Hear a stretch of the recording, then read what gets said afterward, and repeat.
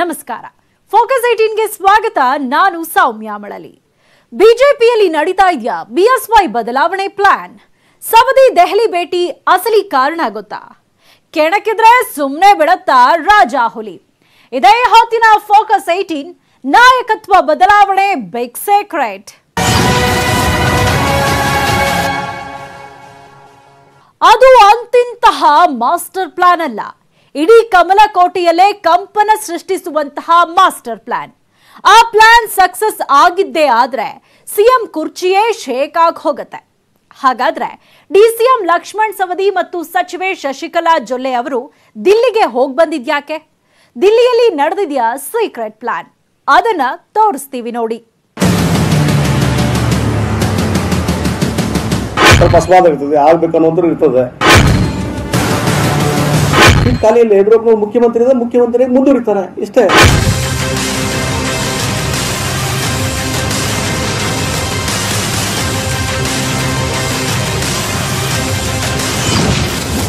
Party ತೀರ್ಮಾನ ಮಾಡತಕ್ಕಂಥದ್ದು. ನಮ್ಮ ಪಾರ್ಟಿಗೆ ನಮ್ಮದೇ ಆಗಿರ್ತಕ್ಕಂಥ ಶಿಸ್ತು ಮತ್ತು ನಿಯಮಗಳಿದ್ದಾವೆ. ಆ ಶಿಸ್ತು ಮತ್ತು ನಿಯಮಗಳನ್ನು ಉಲ್ಲಂಘನೆ ಮಾಡಿದ್ರೆ ಯಾರನ್ನು ನಾವು ಸಹಿಸಿಕೊಳ್ಳೋದಿಲ್ಲ.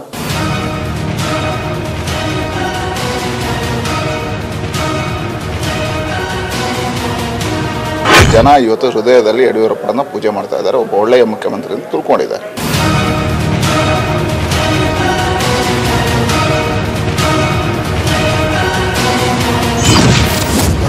ಬಿಜೆಪಿಯಲ್ಲಿ ನಡೀತಿದೆಯಾ ಬಿಎಸ್ವೈ ಬದಲಾವಣೆ ಪ್ಲಾನ್? ನಾಟ್ ಓನ್ಲಿ ಯಡಿಯೂರಪ್ಪ ವರಿಷ್ಠರು ಅಂತಿಮ ನಿರ್ಧಾರ ಮಾಡುವಂಥದ್ದು.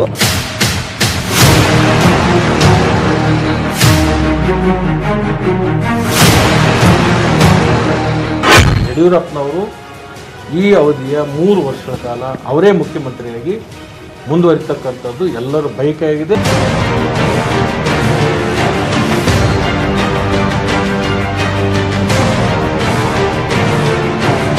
ಎಲ್ಲೂ ಅಪಸ್ವರಗಳಿಲ್ಲ. ಇನ್ನು 3 ವರ್ಷ ನಮ್ಮ ಸರ್ಕಾರ ಸುಭದ್ರವಾಗಿರ್ತದೆ, ಆಡಳಿತವನ್ನು ನಡೆಸ್ತಾ ಇರ್ತದೆ. ಸನ್ಮಾನ್ಯ ಮುಖ್ಯಮಂತ್ರಿ ಯಡಿಯೂರಪ್ಪ 3 ವರ್ಷ ಪೂರ್ತಿಯಾಗಿರ್ತಕ್ಕಂಥ ಮುಖ್ಯಮಂತ್ರಿ ಆಗಿರ್ತಾರೆ, ಯಾರಿಗೂ ಸಂಶಯಗಳಿಲ್ಲ. ಸವದಿ ದೆಹಲಿ ಭೇಟಿ ಅಸಲಿ ಕಾರಣ ಗೊತ್ತಾ? ಯಡಿಯೂರಪ್ಪನವ್ರ ಸರ್ಕಾರದಾಗ ನಾನು ಮುಂದೂ ಮಂತ್ರಿ ಆಗೋದಿಲ್ಲ, ಇದು ನಾನು ಸೆಲ್ಫ್ ಡಿಕ್ಲರೇಷನ್. ಹಲವಾರು ಸಮಸ್ಯೆಗಳಿದ್ದಾವೆ. 5 ಬೆರಳು ಸಮ ಇರೋದಿಲ್ಲ, ಒಂದು ಮನೆಯಲ್ಲಿ ಎಲ್ಲವೂ ಸರಿ ಇರೋದು.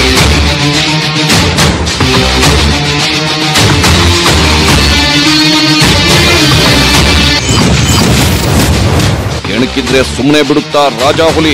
ಅಧಿಕಾರದಲ್ಲಿರಲಿ, ವಿರೋಧ ಪಕ್ಷದಲ್ಲಿರಲಿ, ನನ್ನ ಜೀವನದ ಕೊನೆ ಉಸಿರವರೆಗೂ ಹೋರಾಟ ಮಾಡ್ತೇನೆ. ನಾನು ಒಂದು ರೀತಿ ತಂತಿಯ ಮೇಲೆ ನಡೀತಾ ಇದ್ದೇನೆ. ನಾಳೆನೇ ನನ್ನ ಕುರ್ಚಿಗೆ ರಾಜೀನಾಮೆ ಕೊಟ್ಟು ಮನೆಗೆ ಹೋಗ್ತು ನಾನು ಸಿದ್ಧ ಇದ್ದೇನೆ.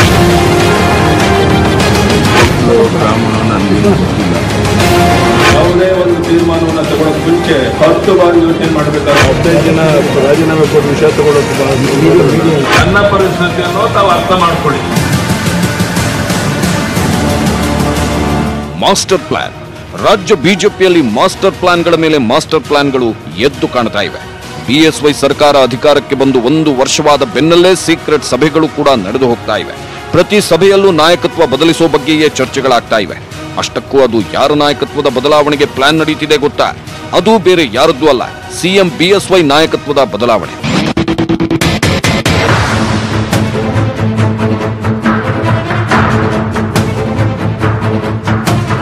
ಎಸ್ ವೀಕ್ಷಕರೇ, ತೆರೆಮರೆಯಲ್ಲಿ ಸಿಎಂ ಬಿಎಸ್ವೈ ನಾಯಕತ್ವದ ಬದಲಾವಣೆಗೆ ತಯಾರಿ ನಡೀತಿದೆ ಅನ್ನೋ ಮಾತುಗಳು ಕೇಳಿ ಬರ್ತಿವೆ.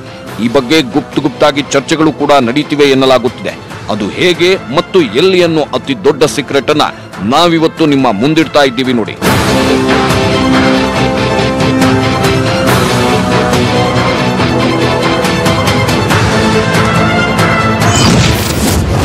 ಬಿಎಸ್ವೈ ಸರ್ಕಾರಕ್ಕೆ 1 ವರ್ಷ.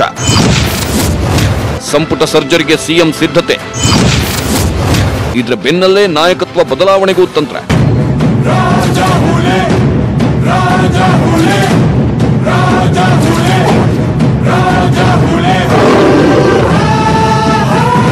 ರಾಜಾಹುಲಿ ಬಿಎಸ್ವೈ ಸರ್ಕಾರ ರಾಜ್ಯದಲ್ಲಿ ಅಸ್ತಿತ್ವಕ್ಕೆ ಬಂದು 1 ವರ್ಷ ಉರುಳಿದೆ.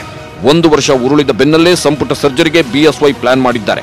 ಆಗಸ್ಟ್ ಮೊದಲ ವಾರದಲ್ಲೇ ಸಂಪುಟ ವಿಸ್ತರಣೆ ಇಲ್ಲವೇ ಪುನರಚನೆ ಆಗೋ ಸಾಧ್ಯತೆ ಇದೆ ಎನ್ನಲಾಗುತ್ತಿದೆ.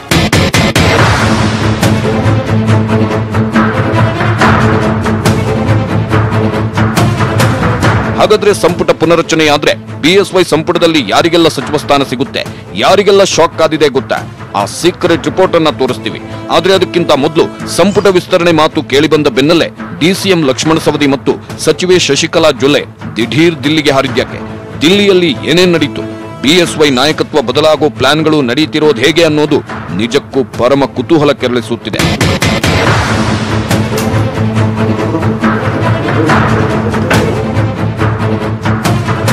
ಜುಲೈ 26ಕ್ಕೆ ಸರಿಯಾಗಿ ಬಿಎಸ್ವೈ ಸರ್ಕಾರ ಅಧಿಕಾರಕ್ಕೆ ಬಂದು 1 ವರ್ಷ ಕಂಪ್ಲೀಟ್ ಆಗಿತ್ತು. ಹೀಗಾಗಿ ವರ್ಷದ ಸಾಧನೆಯ ಸಮಾರಂಭವನ್ನ ಬಿಎಸ್ವೈ ಏರ್ಪಡಿಸಿದ್ರು. ಈ ಸಮಾರಂಭದಲ್ಲಿ ಡಿಸಿಎಂ ಗೋವಿಂದ ಕಾರಜೋಳ ಮತ್ತು ಡಿಸಿಎಂ ಅಶ್ವತ್ಥನಾರಾಯಣ್ ಭಾಗವಹಿಸಿದ್ರು. ಆದ್ರೆ ಡಿಸಿಎಂ ಲಕ್ಷ್ಮಣ ಸವದಿ ಮಾತ್ರ ಕಂಡು ಬಂದಿರಲಿಲ್ಲ. ಇನ್ನು ಎಲ್ಲಾ ಉಸ್ತುವಾರಿ ಸಚಿವರಂತೆ ಲಕ್ಷ್ಮಣ ಸವದಿ ಅವರು ಕೂಡ ಉಸ್ತುವಾರಿ ಹೊತ್ತ ರಾಯಚೂರಿನಲ್ಲೇ ಇದ್ದಿದ್ರು ಪರವಾಗಿಲ್ಲ ಬಿಡು, ಉಳಿದ ಉಸ್ತುವಾರಿ ಸಚಿವರಂತೆ ಸವದಿ ಕೂಡ ಕಾರ್ಯಕ್ರಮಕ್ಕೆ ಬಂದಿಲ್ಲ ಅನ್ಕೋಬಹುದಿತ್ತು. ಆದ್ರೆ ಸೌದಿ ಸಾಹೇಬರು ಅವತ್ತು ರಾಜ್ಯದಲ್ಲೇ ಇರಲಿಲ್ಲ, ಸೀದಾ ದಿಲ್ಲಿ ಫ್ಲೈಟ್ ಹತ್ತಿದ್ರು. ಸವದಿ ಅವರ ಈ ನಡೆ ರಾಜ್ಯ ರಾಜಕಾರಣದಲ್ಲಿ ನಾಯಕತ್ವದ ಬದಲಾವಣೆಗಾಗಿ ನಡೆಯುತ್ತಿರೋ ಯತ್ನ ಅನ್ನೋ ಊಹಾಪೋಹಗಳಿಗೆ ಎಡೆಮಾಡಿಕೊಟ್ಟಿದೆ.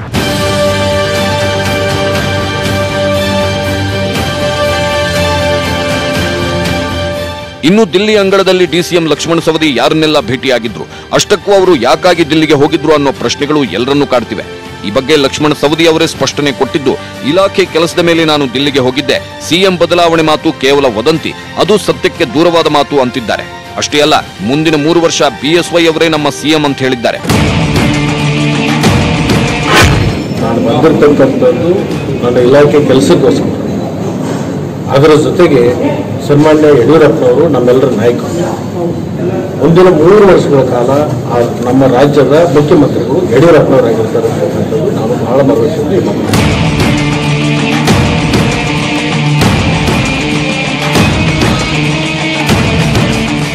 ಮುಂದಿನ ತೀರ್ಮಾನದಲ್ಲಿನೂ ಕೂಡ ಅವರ ನೇತೃತ್ವದಲ್ಲೇ ಮತ್ತೆ ಸಾರ್ವತ್ರಿಕ ಚುನಾವಣೆಯನ್ನು ನಾವು ಗೆಲ್ಲಲಿಕ್ಕೆ ಸಂಕಲ್ಪವನ್ನು ಮಾಡ್ತೀವಿ. ಲಕ್ಷ್ಮಣ ಸವದಿ ಅವರು ಏನೇ ಹೇಳಿದ್ರೂ ಅನುಮಾನಗಳು ಮಾತ್ರ ಕಡಿಮೆ ಆಗ್ತಿಲ್ಲ. ಪಕ್ಷದಲ್ಲಿ ಎಲ್ಲವೂ ಸರಿಯಿಲ್ಲ ಅನ್ನೋದನ್ನ ಸಾರಿ ಸಾರಿ ಹೇಳ್ತಾ ಇದೆ. ಇನ್ನು ದಿಲ್ಲಿಗೆ ಹಾರಿದ್ದ ಲಕ್ಷ್ಮಣ ಸವದಿ ಪೂರ್ವ ನಿರ್ಧಾರದಂತೆ ಕೇಂದ್ರ ಭೂ ಸಾರಿಗೆ ಸಚಿವ ನಿತಿನ್ ಗಡ್ಕರಿಯನ್ನ ಭೇಟಿಯಾಗಿದ್ರು. ಆನಂತರ ಬಿಜೆಪಿ ರಾಷ್ಟ್ರೀಯ ಅಧ್ಯಕ್ಷ ಜೆಪಿ ನಡ್ಡಾ ಮತ್ತು ಕೇಂದ್ರ ಸಚಿವ ಪ್ರಹ್ಲಾದ್ ಜೋಶಿ ಅವರನ್ನ ಭೇಟಿಯಾಗಿದ್ರು ಎನ್ನಲಾಗುತ್ತಿದೆ. ಹಾಗಾದ್ರೆ ಸವದಿ ಕೇಂದ್ರದ ನಾಯಕರನ್ನ ಭೇಟಿಯಾಗಿದ್ಯಾಕೆ? ಅಲ್ಲಿ ಬಿಎಸ್ವೈ ನಾಯಕತ್ವದ ಬದಲಾವಣೆ ಬಗ್ಗೆ ಚರ್ಚೆ ನಡೀತಾ ಅನ್ನೋ ಅನುಮಾನಗಳನ್ನು ಹುಟ್ಟುಹಾಕುತ್ತಿದೆ.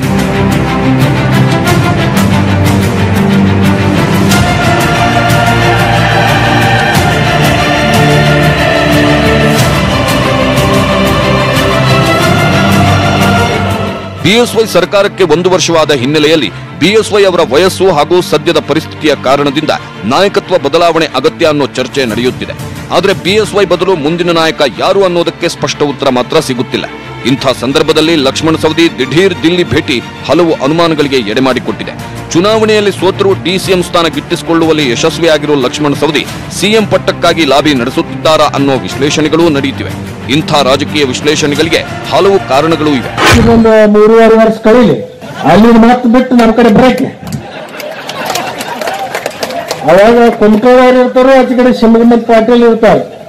ನಿನಗೊಂದು ಹೊಸ ಜಾಗ ಹುಡುಕಾಡಿ ಬರ್ತಲ್ಲ.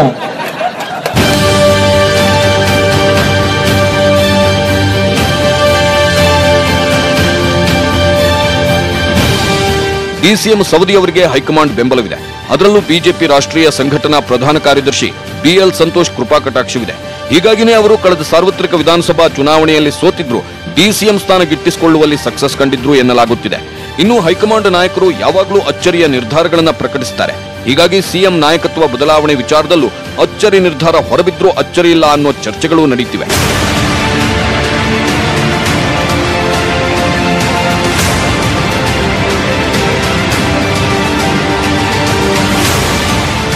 ಇನ್ನೊಂದು ಆಂಗಲ್ನಲ್ಲಿ ನೋಡೋದಾದ್ರೆ ಲಕ್ಷ್ಮಣ ಸವದಿ ಡಿಸಿಎಂ ಆಗಿರುವುದಕ್ಕೆ ಪಕ್ಷದಲ್ಲಿ ಒಂದು ಬಣದ ಅಸಮಾಧಾನವಿದೆ.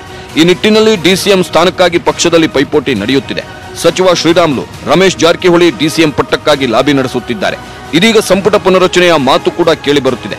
ಇಂತಹ ಸಂದರ್ಭದಲ್ಲಿ ಲಕ್ಷ್ಮಣ ಸವದಿ ದೆಹಲಿಗೆ ತೆರಳಿದ್ದು ತಮ್ಮ ಡಿಸಿಎಂ ಸ್ಥಾನವನ್ನು ಭದ್ರಪಡಿಸಿಕೊಳ್ಳಲು ಎಂದು ಹೇಳಲಾಗುತ್ತಿದೆ.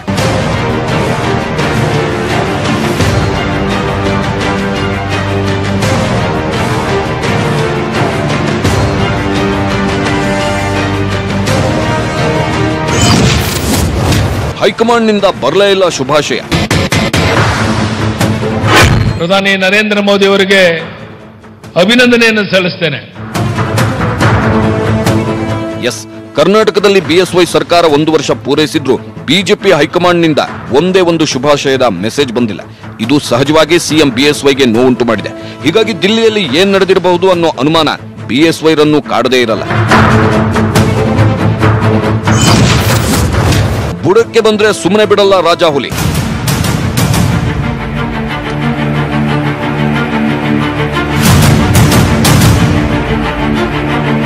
ಬಿಜೆಪಿ ಹೈಕಮಾಂಡ್ ಲೆಕ್ಕಾಚಾರಗಳು ಏನೇ ಇದ್ರು ರಾಜ್ಯದಲ್ಲಿ ಬಿಎಸ್ವೈ ವೈಯಕ್ತಿಕವಾಗಿ ತಮ್ಮದೇ ಆದ ವರ್ಚಸ್ಸನ್ನು ರೂಪಿಸಿಕೊಂಡಿದ್ದಾರೆ. ಅದಕ್ಕೆ ತಡೆಯೊಡ್ಡೋಕೆ ಯಾರಿಗೂ ಸಾಧ್ಯವಿಲ್ಲ.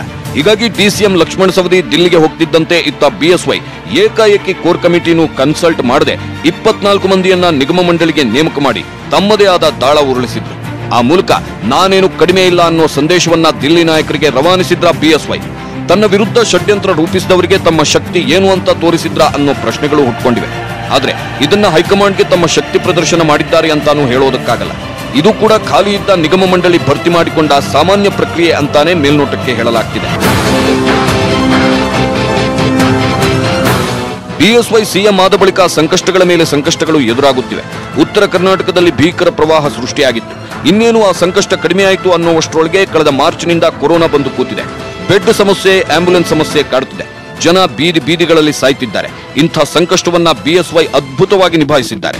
ಖುದ್ದು ಕೇಂದ್ರ ಸರ್ಕಾರವೇ ಕೊರೋನಾ ಕಂಟ್ರೋಲ್ ಮಾಡೋದ್ರಲ್ಲಿ ಕರ್ನಾಟಕ ಮಾದರಿಯನ್ನ ಹೊಗಳಿತ್ತು.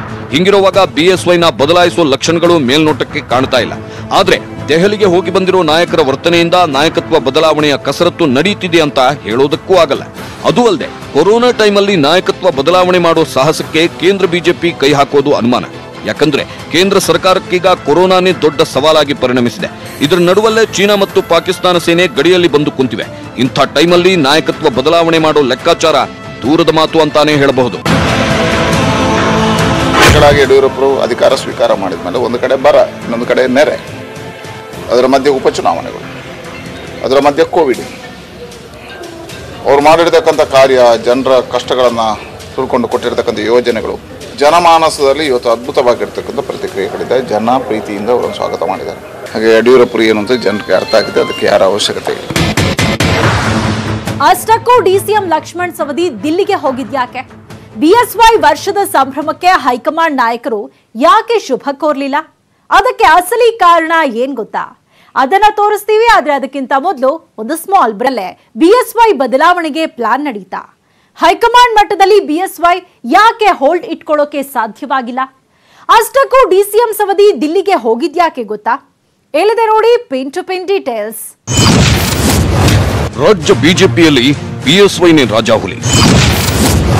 ನಾಯಕತ್ವ ಬದಲಾವಣೆ ಅಷ್ಟು ಸುಲಭವಲ್ಲ. ಅವ್ರು ಯಾವುದು ಲಿಸ್ಟ್ ಕೊಟ್ಟಿಲ್ಲ ರೀ. ನಾವೇನ್ ಲಿಸ್ಟ್ ಕೊಟ್ಟಿದ್ದೇವೆ ಅದಕ್ಕೆ ಬಹುತೇಕ ಒಪ್ಕೊಂಡಿದ್ದಾರೆ. ರಾಜ್ಯ ಬಿಜೆಪಿಯಲ್ಲಿ ರಾಜಾಹುಲಿ ಬಿಎಸ್ವೈ ಅವರೇ ಕಿಂಗ್. ಬಿಎಸ್ವೈರನ್ನ ಸೈಡ್ ಲೈನ್ ಮಾಡೋಕೆ ಸಾಧ್ಯವೇ ಆಗಲ್ಲ. ಯಾಕಂದ್ರೆ ಇವತ್ತು ರಾಜ್ಯದಲ್ಲಿ ಬಿಜೆಪಿ ಅಧಿಕಾರಕ್ಕೆ ಬಂದಿದೆ ಅಂದ್ರೆ ಅದಕ್ಕೆ ಪ್ರಮುಖ ಕಾರಣ ಒನ್ ಅಂಡ್ ಓನ್ಲಿ ಯಡಿಯೂರಪ್ಪನವರೇ ಅಂತ ಹೇಳಬಹುದು. ಈ ವಿಷಯ ಹೈಕಮಾಂಡ್ ನಾಯಕರಿಗೂ ಗೊತ್ತು. ಹೀಗಿದ್ರೂ ಹೈಕಮಾಂಡ್ ನಾಯಕರು ಕೆಲವು ವಿಷಯಗಳಲ್ಲಿ ಬಿಎಸ್ವೈ ಮಾತಿಗೆ ಯಾಕೆ ಅಷ್ಟು ಮಹತ್ವ ಕೊಡಲ್ಲ? ರಾಜ್ಯದಲ್ಲಿ ಬಿಎಸ್ವೈ ಸರ್ಕಾರ 1 ವರ್ಷ ಪೂರೈಸಿದ್ರು ಅದ್ಯಾಕೆ ಯಡಿಯೂರಪ್ಪನವರಿಗೆ ಶುಭ ಕೋರಲಿಲ್ಲ? ನಿಮ್ಗೆ ಗೊತ್ತಿದೆಯೋ ಇಲ್ವೋ, ಕೆಲವರ ಹುಟ್ಟುಹಬ್ಬ ಮತ್ತು ಸಣ್ಣ ಪುಟ್ಟ ವಿಷಯಗಳಿಗೆಲ್ಲ ಟ್ವೀಟ್ ಮಾಡೋ ಪ್ರಧಾನಿ ಮೋದಿ ಯಡಿಯೂರಪ್ಪನವರಿಗಾಗಿ ಒಂದೇ ಒಂದು ಟ್ವೀಟ್ ಕೂಡ ಯಾಕೆ ಮಾಡಲಿಲ್ಲ? ಇದಕ್ಕೆ ಹಲವು ಕಾರಣಗಳಿವೆ. ಹಾಗಾದ್ರೆ ಏನು ಕಾರಣಗಳು ಅಂತೀರಾ? ತೋರಿಸ್ತೀವಿ ನೋಡಿ. ನಾನು ಒಂದು ರೀತಿ ತಂತಿಯ ಮೇಲೆ ನಡೀತಾ ಇದ್ದೇನೆ. ರಾಜಾಹುಲಿ ಬಿಎಸ್ವೈ ರಾಜ್ಯ ಬಿಜೆಪಿಯ ಪ್ರಬಲ ನಾಯಕ. ಬಿಎಸ್ವೈ ಅವರ ವರ್ಚಸ್ಸು ಮತ್ತು ಅವಿರತ ಶ್ರಮದಿಂದಾಗಿನೇ 2008ರಲ್ಲಿ ಮೊಟ್ಟ ಮೊದಲ ಬಾರಿಗೆ ದಕ್ಷಿಣ ಭಾರತದಲ್ಲಿ ಬಿಜೆಪಿ ಅಧಿಕಾರಕ್ಕೇರಿತ್ತು. ಅನಂತರ 2012ರಲ್ಲಿ ಬಿಎಸ್ವೈ ಕೆಜೆಪಿ ಪಕ್ಷಕ್ಕೆ ಸೇರಿದ್ರಿಂದ 2013ರಲ್ಲಿ ನಡೆದ ಸಾರ್ವತ್ರಿಕ ವಿಧಾನಸಭೆ ಚುನಾವಣೆಯಲ್ಲಿ ಬಿಜೆಪಿಗೆ ಹಿನ್ನಡೆಯಾಗಿತ್ತು. ಆದರೆ ಬಿಎಸ್ವೈ ಮತ್ತೆ ಬಿಜೆಪಿಗೆ ವಾಪಸ್ ಬಂದರು. ಹೀಗಾಗಿ 2018ರಲ್ಲಿ ನಡೆದ ವಿಧಾನಸಭಾ ಚುನಾವಣೆಯಲ್ಲಿ 104 ಸ್ಥಾನಗಳನ್ನು ಪಡೆದ ಬಿಜೆಪಿ ಸಿಂಗಲ್ ಲಾರ್ಜೆಸ್ಟ್ ಪಾರ್ಟಿಯಾಗಿ ಹೊರಹೊಮ್ಮಿತ್ತು. ಕಾಂಗ್ರೆಸ್ ಜೆಡಿಎಸ್ ಮೈತ್ರಿಯಿಂದಾಗಿ ಬಿಜೆಪಿಗೆ ಸರ್ಕಾರ ರಚಿಸುವ ಅವಕಾಶ ಸಿಕ್ಕಿರಲಿಲ್ಲ. ಆದರೆ ಪಟ್ಟು ಬಿಡದ ತ್ರಿವಿಕ್ರಮನಂತೆ ಹೋರಾಡಿದ ಬಿಎಸ್ವೈ ಆಪರೇಷನ್ ಕಮಲದ ಮೂಲಕ ಮತ್ತೆ ಬಿಜೆಪಿಯನ್ನ ಅಧಿಕಾರಕ್ಕೆ ತಂದಿದ್ರು. ಆದ್ರೆ 75 ವರ್ಷ ದಾಟಿದ ಮೇಲೆ ಬಿಜೆಪಿಯಲ್ಲಿ ಪ್ರಮುಖ ಹುದ್ದೆ ಕೊಡಲ್ಲ ಅನ್ನೋ ಅಲಿಖಿತ ನಿಯಮ ಇದೆ. ಹೀಗಾಗಿ ಅದಾಗಲೇ 75 ವರ್ಷ ವಯಸ್ಸಾಗಿದ್ದ ಬಿಎಸ್ವೈರನ್ನ ಸಿಎಂ ಮಾಡೋಕೆ ಹೈಕಮಾಂಡ್ ನಾಯಕರು ಹಿಂದೇಟು ಹಾಕಿದ್ರು. ಆದ್ರೆ ಬಿಎಸ್ವೈ ವಿಷಯದಲ್ಲಿ ಹಾಗೆ ಮಾಡೋಕೆ ಬರಲ್ಲ. ಹಾಗೆ ಮಾಡಿದ್ರೆ ರಾಜ್ಯದಲ್ಲಿ ಬಿಜೆಪಿಗೆ ಅತಿ ಹೆಚ್ಚು ಲಿಂಗಾಯತರ ವಿರೋಧ ಕಟ್ಟಿಕೊಳ್ಳುವ ಆತಂಕ ಇತ್ತು. ಹೀಗಾಗಿ ಒಲ್ಲದ ಮನಸ್ಸಿಂದಲೇ ಹೈಕಮಾಂಡ್ ಬಿಎಸ್ವೈ ಸಿಎಂ ಆಗಿ ಪ್ರಮಾಣ ವಚನ ಸ್ವೀಕಾರಕ್ಕೆ ಓಕೆ ಎಂದಿತ್ತು. ಆನಂತರ ಸಂಪುಟ ವಿಸ್ತರಣೆ, ಖಾತೆ ಹಂಚಿಕೆ ಟೈಮಲ್ಲೂ ಹೈಕಮಾಂಡ್ ನಾಯಕರ ಮಾತೆ ಫೈನಲ್ ಆಗಿತ್ತು. ಅಂದ್ರೆ ಒಂದರ್ಥದಲ್ಲಿ ಬಿಎಸ್ವೈ ರಾಜ್ಯದ ಸಿಎಂ ಆಗಿದ್ದು ಸರ್ಕಾರದ ರಿಮೋಟ್ ಕಂಟ್ರೋಲ್ ಹೈಕಮಾಂಡ್ ಕೈಯಲ್ಲಿದೆ. ಪ್ರತಿಯೊಂದು ವಿಷಯಕ್ಕೂ ಹೈಕಮಾಂಡ್ ಗ್ರೀನ್ ಸಿಗ್ನಲ್ಗಾಗಿ ಬಿಎಸ್ವೈ ಕಾಯುವಂತ ಪರಿಸ್ಥಿತಿ ಎದುರಾಗಿದೆ ಅನ್ನೋ ಮಾತುಗಳು ಹರಿದಾಡ್ತಿವೆ. ಇನ್ನು ಮುಂದಿನ 5 ವರ್ಷಗಳಲ್ಲಿ ಬಿಜೆಪಿಯಲ್ಲಿ ಮತ್ತೊಬ್ಬ ಪ್ರಬಲ ಲಿಂಗಾಯತ ಲೀಡರ್ ಮತ್ತು ಸಿಎಂ ಆಗುವಂತವರನ್ನ ಹುಟ್ಟುಹಾಕಬೇಕಾಗಿತ್ತು. ಹೀಗಾಗಿನೇ ಲಿಂಗಾಯತ ಸಮುದಾಯವನ್ನ ಪ್ರತಿನಿಧಿಸುವ ಸೋತ ಲಕ್ಷ್ಮಣ್ ಸವದಿಯನ್ನ ಡಿಸಿಎಂ ಮಾಡಿದ್ದು. ಇವರ ಜೊತೆಗೆ ಎಸ್ಸಿ ಎಸ್ಟಿ ಸಮುದಾಯಗಳನ್ನ ಪ್ರತಿನಿಧಿಸುವ ಗೋವಿಂದ ಕಾರಜೋಳ ಮತ್ತು ಒಕ್ಕಲಿಗ ಸಮುದಾಯವನ್ನ ಪ್ರತಿನಿಧಿಸುವ ಡಾಕ್ಟರ್ ಅಶ್ವತ್ಥನಾರಾಯಣ ಅವರನ್ನ ಡಿಸಿಎಂಗಳನ್ನಾಗಿ ನೇಮಿಸಿತ್ತು ಹೈಕಮಾಂಡ್. ಆದ್ರೆ ಬಿಎಸ್ವೈ ಸರ್ಕಾರ ಅಧಿಕಾರಕ್ಕೆ ಬಂದು 1 ವರ್ಷ ಕಳೆದರೂ ಬಿಎಸ್ವೈಗೆ ಪರ್ಯಾಯ ನಾಯಕರಾಗಿ ಯಾರೂ ಗುರುತಿಸಿಕೊಳ್ಳಲೇ ಇಲ್ಲ. ಅದರಲ್ಲೂ ಹೈಕಮಾಂಡ್ ಅತಿಯಾಗಿ ನಂಬಿಕೆ ಇಟ್ಟಿದ್ದ ಡಿಸಿಎಂ ಲಕ್ಷ್ಮಣ ಸವದಿ ಅವರು ಅಂದುಕೊಂಡಷ್ಟರ ಮಟ್ಟಿಗೆ ವರ್ಚಸ್ಸನ್ನು ಹೆಚ್ಚಿಸಿಕೊಳ್ಳಲಿಲ್ಲ ಎನ್ನಲಾಗುತ್ತಿದೆ. ಕಳೆದ ಉಪಚುನಾವಣಾ ಪ್ರಚಾರವೇ ಇರಲಿ, ಮಹಾರಾಷ್ಟ್ರದ ಚುನಾವಣೆಯೇ ಇರಲಿ, ತಮ್ಮ ಭಾಷಣದಲ್ಲಾಗ್ಲಿ ಕಾರ್ಯದಲ್ಲಾಗ್ಲಿ ಸವದಿ ಎಲ್ಲರಿಗಿಂತ ಡಿಫರೆಂಟ್ ಆಗಿ ಗುರುತಿಸಿಕೊಳ್ಳಲಿಲ್ಲ. ಹೀಗಾಗಿ ಸವದಿ ವಿರುದ್ಧ ಹೈಕಮಾಂಡ್ ನಾಯಕರು ಅಸಮಾಧಾನಗೊಂಡಿದ್ರು ಅನ್ನೋ ಮಾತುಗಳಿವೆ. ಹೀಗಾಗಿ ಸಚಿವ ಸ್ಥಾನ ಗಟ್ಟಿ ಮಾಡಿಕೊಳ್ಳುವುದಕ್ಕಾಗಿಯೇ ಸವದಿ ದಿಲ್ಲಿಗೆ ಹೋಗಿರಬಹುದು ಅನ್ನೋ ವಿಶ್ಲೇಷಣೆಗಳಿವೆ. ಇನ್ನು ಬಿಎಸ್ವೈ ಸರ್ಕಾರಕ್ಕೆ 1 ವರ್ಷವಾದರೂ ಹೈಕಮಾಂಡ್ ನಾಯಕರ ನಿರೀಕ್ಷೆಗಳನ್ನ ಡಿಸಿಎಂಗಳು ತಲುಪಿರಲಿಲ್ಲ. ಹೀಗಾಗಿನೇ ಹೈಕಮಾಂಡ್ ನಾಯಕರು ಬಿಎಸ್ವೈ ಸರ್ಕಾರಕ್ಕೆ ಶುಭ ಕೋರಲಿಲ್ವಾ ಅನ್ನೋ ಅನುಮಾನಗಳು ಹುಟ್ಕೊಂಡಿವೆ. ಇನ್ನು ಸದ್ಯದ ಪರಿಸ್ಥಿತಿಯಲ್ಲಿ ಕೊರೋನಾ ನಿಯಂತ್ರಿಸೋಕೆ ಬಿಎಸ್ವೈ ಪಣ ತೊಟ್ಟಿದ್ದಾರೆ. ಮೀಟಿಂಗ್ಗಳ ಮೇಲೆ ಮೀಟಿಂಗ್ ಮಾಡಿ ಅಧಿಕಾರಿಗಳು, ಸಚಿವರು ಮತ್ತು ಉಸ್ತುವಾರಿಗಳ ಬೆವರಿಳಿಸುತ್ತಿದ್ದಾರೆ. ಇಂಥ ಟೈಮಲ್ಲಿ ಹೈಕಮಾಂಡ್ ನಾಯಕರು ಬಿಎಸ್ವೈ ನಾಯಕತ್ವ ಬದಲಾವಣೆಗೆ ಕೈ ಹಾಕಿದ್ರೆ ರಾಜ್ಯದ ಲಿಂಗಾಯತರ ವಿರೋಧ ಕಟ್ಟಿಕೊಂಡಂತಾಗುತ್ತೆ. ಬಹುಸಂಖ್ಯಾತ ಲಿಂಗಾಯತರಿರೋ ಕರ್ನಾಟಕದಲ್ಲಿ ಬಿಜೆಪಿ ಲಿಂಗಾಯತರ ವಿರೋಧ ಕಟ್ಟಿಕೊಂಡ್ರೆ ಮುಂದಿನ ಚುನಾವಣೆ ಎದುರಿಸೋದು ಕಷ್ಟವಾಗಬಹುದು. ಅದು ಅಲ್ಲದೆ ಸ್ವಾಮೀಜಿಗಳು, ಮಠಾಧೀಶರು ಎಲ್ಲರೂ ಬಿಎಸ್ವೈ ಬೆನ್ನಿಗಿದ್ದಾರೆ. ಇದು ಕೂಡ ಬಿಎಸ್ವೈ ಶಕ್ತಿಯನ್ನು ತೋರಿಸುತ್ತೆ. ಹೀಗಾಗಿ ಬಿಎಸ್ವೈ ಬದಲಾವಣೆ ಮಾಡಿದ್ರೆ ಅಲ್ಲೋಲ ಕಲ್ಲೋಲವೇ ಆಗಬಹುದು ಅನ್ನೋ ಆತಂಕವೂ ಹೈಕಮಾಂಡ್ಗಿದೆ. ಹಾಗಾದ್ರೆ ಹೈಕಮಾಂಡ್ ಮುಂದಿರೋ ಆಪ್ಷನ್ ಏನು? ಆಗಸ್ಟ್ ನಲ್ಲಿ ನಡೆಯೋ ಸಂಪುಟ ವಿಸ್ತರಣೆಯಲ್ಲಿ ಏನೆಲ್ಲ ಬದಲಾವಣೆಗಳಾಗ್ತವೆ ಅದನ್ನ ತೋರಿಸ್ತೀವಿ after a short break. August ತಿಂಗಳಲ್ಲಿ ಸಂಪುಟ ವಿಸ್ತರಣೆ ಇಲ್ವೇ ಸಂಪುಟ ಪುನರ್ರಚನೆ ಮಾಡೋಕೆ ಸಿಎಂ ಬಿಎಸ್ವೈ ನಿರ್ಧರಿಸಿದ್ದಾರೆ. ಹಾಗಾದ್ರೆ ಸಂಪುಟಕ್ಕೆ ಯಾರನ್ನ ಸೇರಿಸ್ಕೋಬೇಕು, ಯಾರನ್ನ ಬಿಡಬೇಕು ಅನ್ನೋ ವಿಚಾರದಲ್ಲಿ ಹೈಕಮಾಂಡ್ ನಿರ್ಧಾರವೇ ಫೈನಲ್ ಆಗತ್ತಾ, ಇಲ್ಲ ಬಿಎಸ್ವೈ ನಿರ್ಧಾರಕ್ಕೆ ಹೈಕಮಾಂಡ್ ಓಕೆ ಅನ್ನತ್ತಾ? ಒಂದೊಮ್ಮೆ ಸಂಪುಟ ಪುನರ್ರಚನೆಯಾದ್ರೆ ಯಾರ್ಯಾರ ಖಾತೆಗೆ ಕತ್ತರಿ ಬೀಳುತ್ತೆ, ಯಾರ್ಯಾರು ಸಂಪುಟ ಸೇರ್ತಾರೆ? ಇಲ್ಲದೆ ನೋಡಿ ಕಂಪ್ಲೀಟ್ ರಿಪೋರ್ಟ್.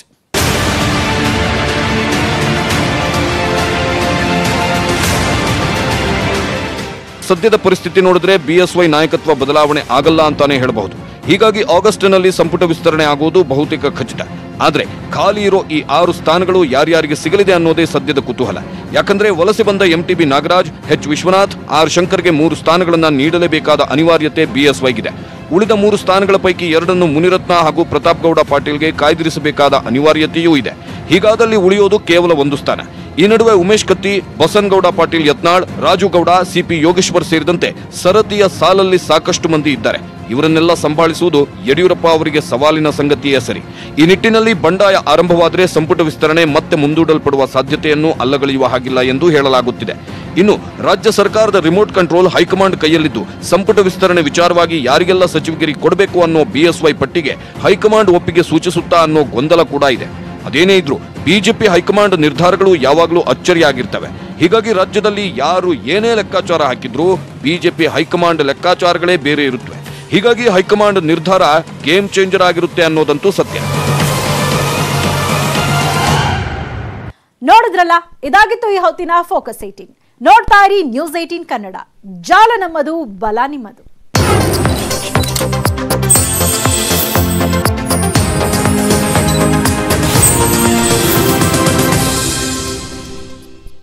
ಈ ವಾರ್ತೆಯ ಮುಖ್ಯಾಂಶಗಳ ಪ್ರಾಯೋಜಕರು ಪೇಟ್ ಸಫಾ ಮೊದಲ ದಿನದಿಂದಲೇ ಪರಿಣಾಮಕಾರಿ, ಮತ್ತೆ ಇದರ ರೂಢಿನೂ ಆಗಲ್ಲ. ಪೇಟ್ ಸಫಾ ಯಾವ ರೋಗನೂ ಇಲ್ಲಪ್ಪ.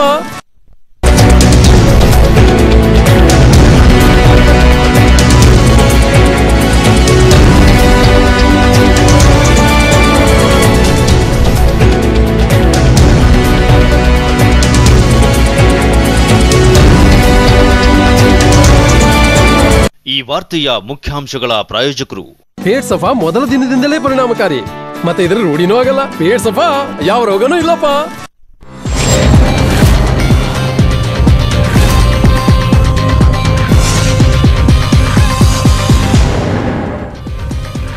ನಮಸ್ಕಾರ, ಅಗ್ರ ರಾಷ್ಟ್ರೀಯ ವಾರ್ತೆಗೆ ಸ್ವಾಗತ. ನಾನು ನವಿತಾ ಜೈನ್. ಇವತ್ತಿನ ಅಗ್ರ ರಾಷ್ಟ್ರೀಯ ವಾರ್ತೆಯ ಹೈಲೈಟ್ಸ್ ಅನ್ನ ನೋಡೋದಾದ್ರೆ, ಇವತ್ತು ರಾಜ್ಯ ರಾಜಕೀಯದಲ್ಲೇ ಒಂದು ರೀತಿಯಂತಹ ಸುನಾಮಿ ಬಿರುಗಾಳಿ ಎದ್ದಿದೆ.